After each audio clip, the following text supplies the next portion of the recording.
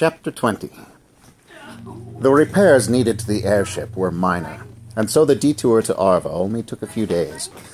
Reza and Oleg went into the town and bought the supplies they needed to restock the stores aboard the Hawk. Yefrem took his 10 tavs and departed with little more than a cursory nod of farewell. Dalmir spent a little time wandering around the town. He purchased a meat stick and a few trinkets from various vendors in the tiny marketplace, using his status as a paying customer as an excuse to speak with the men and women selling their wares about their town, and the state of the world in general. What he learned worried him. The war that Graydon and Wynne had spoken of in light terms along their journey seemed far closer and more tangible here on the western border of the Aegean. The villagers spoke with grim belief that the war had already begun. Combat had not yet broken out, of course, but the war with Telmondir was a matter of common knowledge. Everyone felt the pinch of it, as the Armal demanded more and more taxes, and sent more and more of his troops through the countryside to commandeer Lathan and Malkins for transport, as well as grain and other goods. Leather was also in short supply, and this seemed to worry the villagers the most. Dalmir returned to the Hawk with a sense of unease roiling in his heart. Clearly, Un had been wriggling out of his bonds for many years. Of course, he had only recently gained his full power, thanks to Dalmir's actions in his tower, releasing the young girl trapped there. Most of his power and influence seemed to be political so far. "What can I do against him?" Dalmir muttered to himself, in self-berating frustration.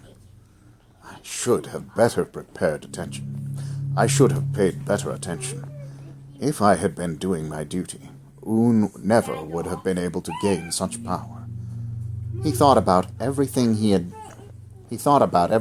seen since leaving his tower, and cursed himself roundly. How could he have been so blind? How could he have allowed Un to gain such a foothold in the world Dalmir had sworn to protect from his machinations? How did I miss everything? He thought of the enormous abandoned train roads he had seen on the way to Dalton, appalled that he could have been so exceedingly negligent as to not notice such a construction taking place in his own yard. But then he had been keeping a close watch on Un's use of his own power, the threads of scarlet. He had not thought to keep watch for other colors. How has he managed to harness Palte's power? Dalmir muttered to himself, perplexity taking the place of self-flagellation. The cinders clearly hold Palte's signature, and the train roads themselves must be some of his designs. I would recognize his genius anywhere. These are not the ideas of Un. How has he managed such a feat? Dalmir reached the airship and climbed aboard. Lost in thought, he paused, seeing the crew congregating in the middle of the deck. Shayesta stood in the center of the group. Curious, Dalmir abandoned his wonderings and edged toward them. "I don't think you do."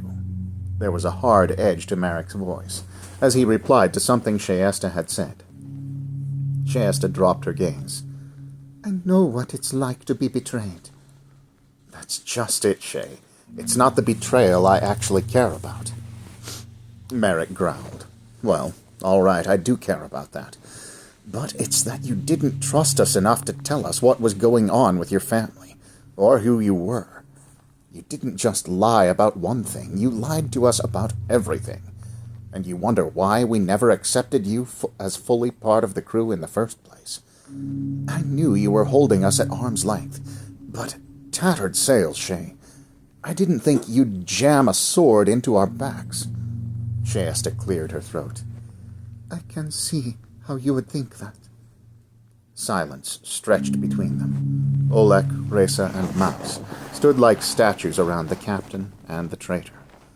"So, have you decided what to do with me then?" Shayesta asked.